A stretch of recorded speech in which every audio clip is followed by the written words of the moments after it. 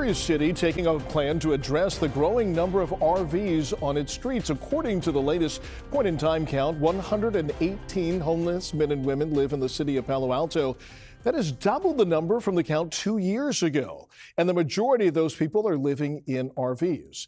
And as John Ramos reports right now, the city council is considering an ordinance that would take a phased approach to tackling that problem.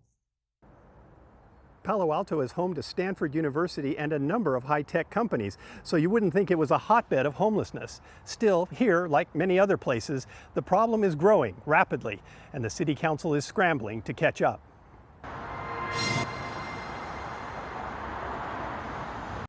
Palo Alto's homeless have found a home on streets like Elwell Court. The road just off Highway 101 is lined with RVs. Albert Ramos lives near here with his dog Maxine. He became homeless 14 years ago when he lost everything in the Lake Tahoe area. And I just worked my way down to Sacramento, San Francisco, and then I heard about out here where it was friendly for motorhomes.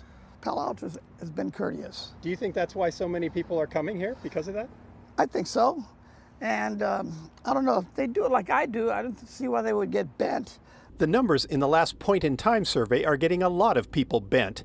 They show that Palo Alto's homeless population has grown by 113% in just 2 years, the largest increase by far in the South Bay. So at Monday evening's meeting, the City Council will be discussing a new RV ordinance that is being described as a phased approach to the problem. So the phased approach, in my view, is that we have a big goal of trying to get RV dwellers off the streets. And there are different ways to do that, but many of the ultimate solutions will take time. And there's an urgency now that we're hearing from our residents and our businesses. One of those businesses is Recor Medical on Elwell Court. The biotech company has been growing rapidly, but VP of Operations Dave Mitchell says there isn't a place for people to park on the street anymore, and they're concerned about visitor and employee safety. We have gone to the city and we've petitioned them at a minimum to be actually enforcing the laws that they have. They do occasionally come and put tickets on these RVs that say that they need to move within a certain amount of time, but they never actually tow any of the RVs. One reason the city may be taking its time is the expense. It's estimated the phased proposal, including staffing and new signage, could cost more than $6 million to implement over the next 2 years.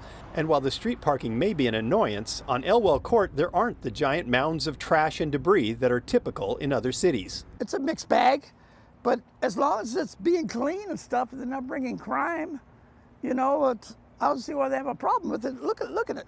Who's bothering anything?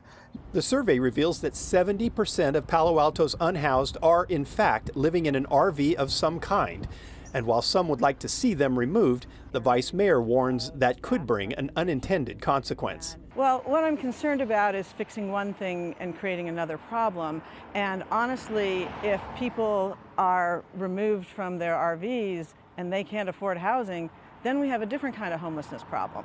Nothing about the homeless problem is easy, and phased or not, Palo Alto is finding that residents have only so much patience when it comes to finding a solution. The plan would prioritize a ban on so-called vanlording, which is the practice of renting RVs on streets to tenants. The second phase of the plan would look at restrictions on oversized vehicle parking.